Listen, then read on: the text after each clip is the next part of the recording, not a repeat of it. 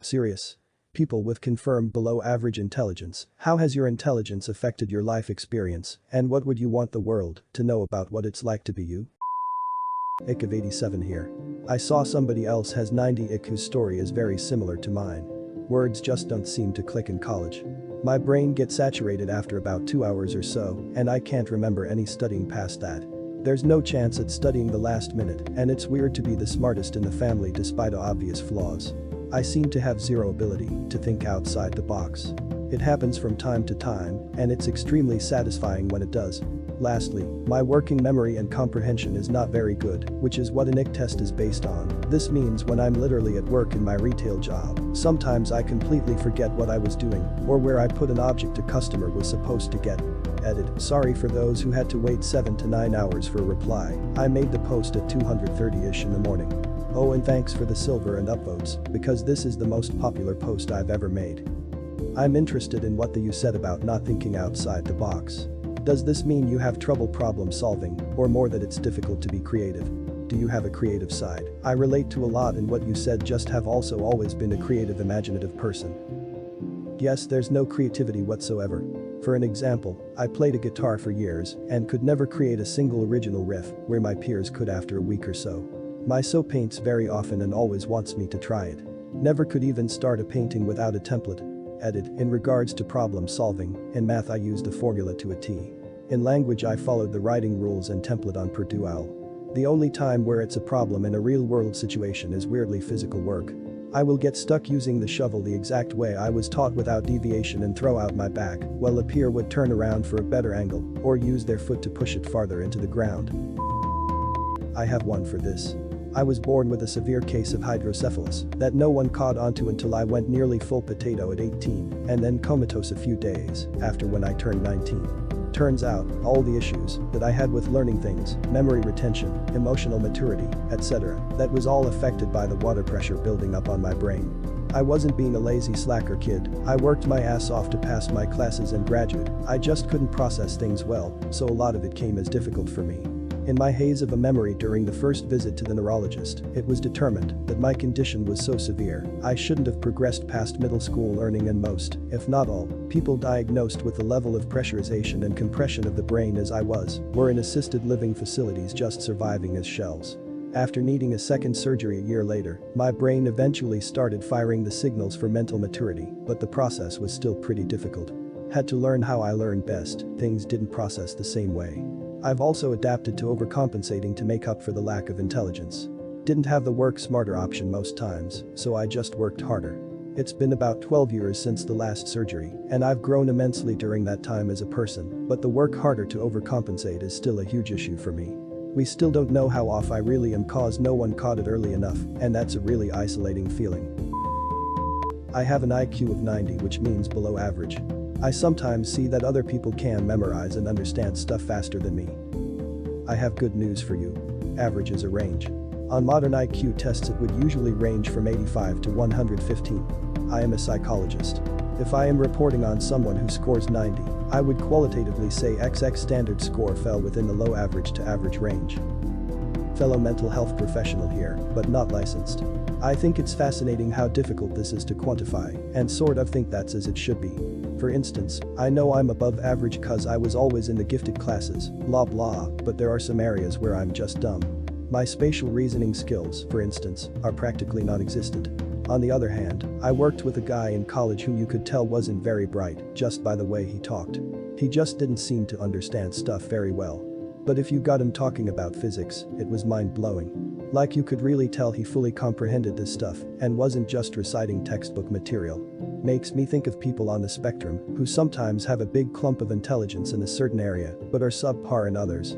I suppose that's probably true for a lot of us. I have a global information processing disorder. If our brains were computers running at 60 frames per second normally, mine runs around 45 on a good day, not quite enough to really be noticeable, as it might in some people with Down syndrome, for the sake of example, but enough to lower my IQ and cause problems in my everyday life.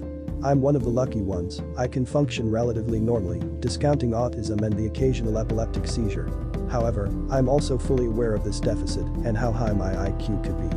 talking slowly or getting annoyed because I've asked you to repeat something, or pushing me out of the way when I don't react fast enough, that's just rubbing it in. I can't change how well I process information, believe me, I've asked my doctor about it and other people have tried before me.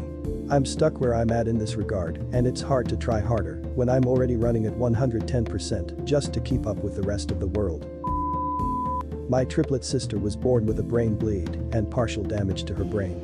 We were all 3 months premature, and it happened to affect her more than me or my brother. She has a lower IQ and was put in the special education classes in 2nd grade. I would never consider her to be dumb in any way. We have a very close relationship and we communicate very well. She looks completely normal and has really nothing wrong about her besides her lower IQ. We live in a narcissistic household, and she was obviously dubbed as the black sheep and was bullied throughout school as well. When we were younger, I also ganged up on her with the rest of my family because I thought it was normal at 7 years old. We've definitely gotten closer as we've gotten older, and we kinda stick like glue against the rest of our family. We're both very empathetic and kind, and a lot of my other family members are complete bullies, so we seem a tiny out of place. She's doing well now that we've finished high school, and she has gotten a boyfriend recently who seems very kind, and she will hopefully getting a job soon and moving out by next year. It'll be funny to see her be the first one to move out because everyone always said she would live with my mother forever. I'm proud of her and I love her. My IQ is just below average. I'm not great at standardized tests or math. I wasn't in a special education program, but I got C's in the average non-AP classes. Scraped by in college. Most of my decisions are based on a feeling, and I just have to work much harder to understand things than most people, so I find I'm just constantly working really hard. But I keep myself open to new ideas and new ways of doing things. But the things I am good at, I'm really good at. I also try to use it to be funnier and the life of wherever I am. Also, I know this is a cause for shame, but I should also mention, I didn't vote in 2016. Not because I'm lazy, but because I didn't understand either side's policies or what they represented. I know there's a lot of people saying just vote, but like, should I be voting if I don't know exactly what I'm voting for? I would have voted blue because I like to think I'm progressive, but I don't really know what would be different. So now you sort of see how my mind works, hopefully. I have Aspergers. Please don't be rude when you have to repeat yourself. Do not expect me to get a hint. If I don't get it, break it to me gently. No car radio and talking at the same time. Too much stimulus. May appear to be angry in loud restaurants. Too much stimulus. Am I doing something socially weird? Talk to me about it nicely in private. I probably didn't realize it was weird and can stop. Please don't ditch me as a friend when, not if, I screw up. At least try to talk it out. I learned to read novels before I started school at 4. I just got things in Excel to the point I was bored. Then I was punched in the head.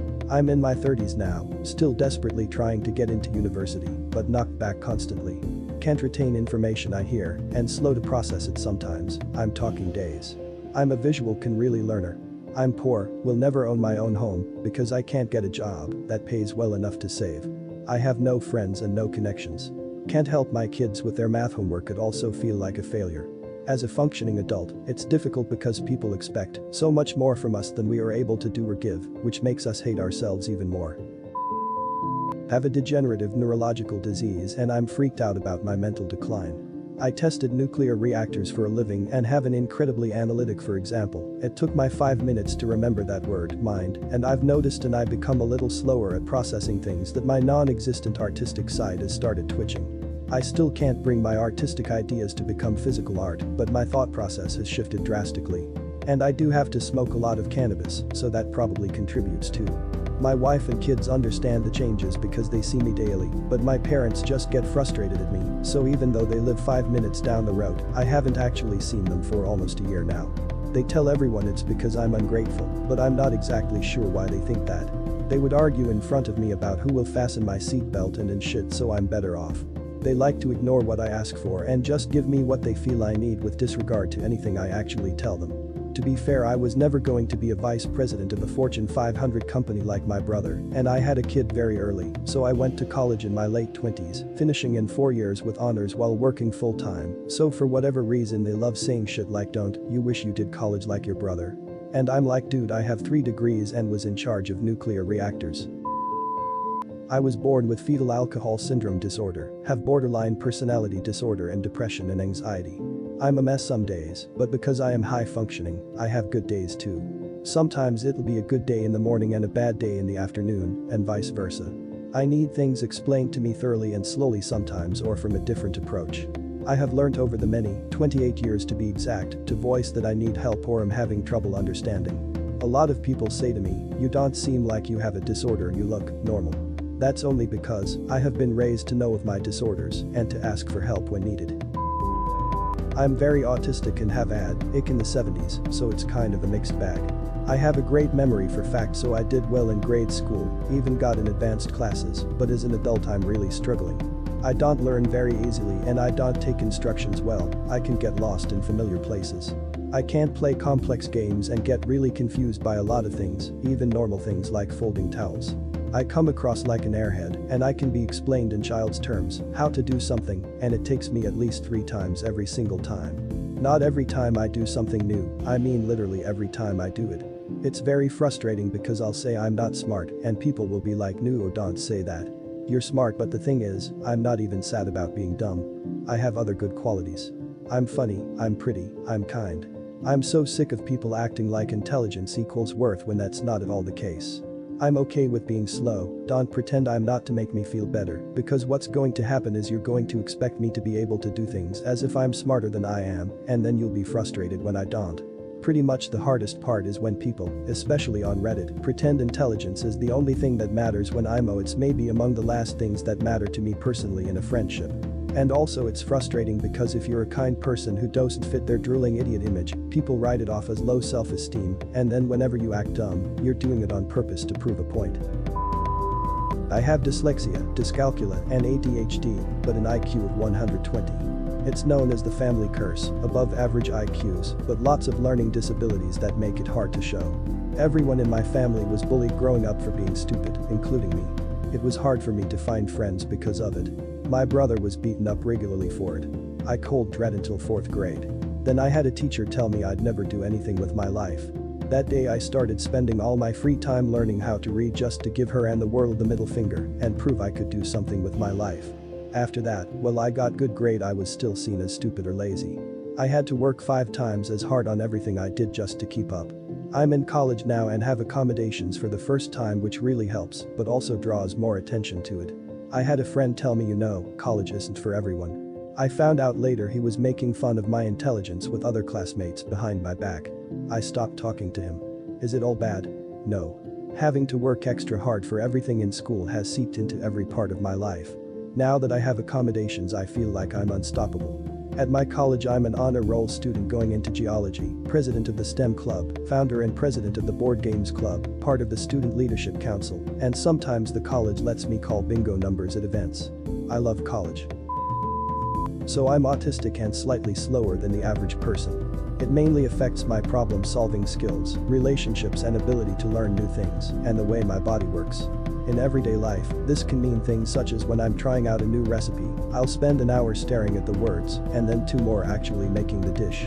I have to refer to the recipe all the time, and preparing the ingredients happens in slow motion. If I try to be faster, the risk of failure goes up, and then I'll have to put up with my anger thanks to my problems with emotional regulation. Funny thing I've noticed is that a lot of people like me may not come across as below average in writing, since we can take all the time we want to consider our words and edit our posts. It can easily take me an hour to type a single paragraph, but usually that's rushed and ends up being hard to understand. Needless to say, university wasn't for me. Also, people can sort of tell I'm odd, but I'm high functioning enough that they don't cut me slack for having a disability. It's a pretty taxing place to be, just smart enough to compare myself to them and be able to tell that I'm lacking and knowing there's nothing that can be done about it. My mom got a lot of experimental electroshock in the 90s, and it left her with much lower faculties. My single parent, I was around 8, had her brain fried by doctors to the point where she had about a 3rd grader's intellect. I remember her desperate crying and asking me why people kept calling her a retard and a simpleton. I remember her going from a high-paid administrative assistant to not being able to run the register at the local movie theater. Hiding under her chair when the boss would come around, then popping up to do work for her.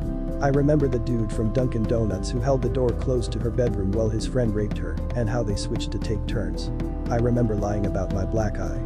I remember the cops not showing up until 4 days later and never even writing anything down. I remember all her neighborhood calling her welfare queen, so she got off welfare, lost her insurance, her house, all her things.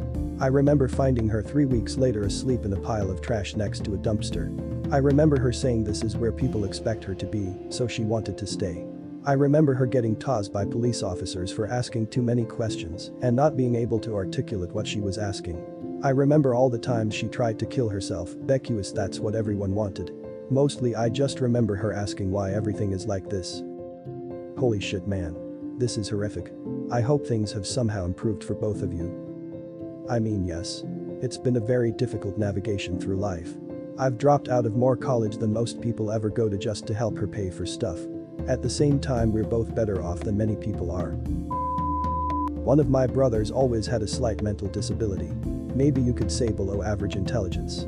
But the things he takes interest in, he often thrives. However, he can struggle to understand things that others would consider almost common sense. He was never diagnosed with anything, or there was never a clear label.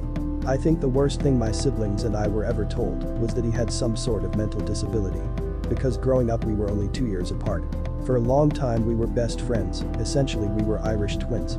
Suddenly, he had something wrong with him. And my siblings treated him slightly different, and so did I. We just assumed that he didn't understand things, that we did, etc. Almost similar to how humans treat animals. We are more intelligent, therefore superior. I remember when I was about 13 years old, my brother 15, and we had a massive fight over something silly. In retaliation I said, well, at least I'm not stupid like you. He stormed off and locked himself in the bathroom. Immediately I felt bad and begged him to open the door so I could apologize.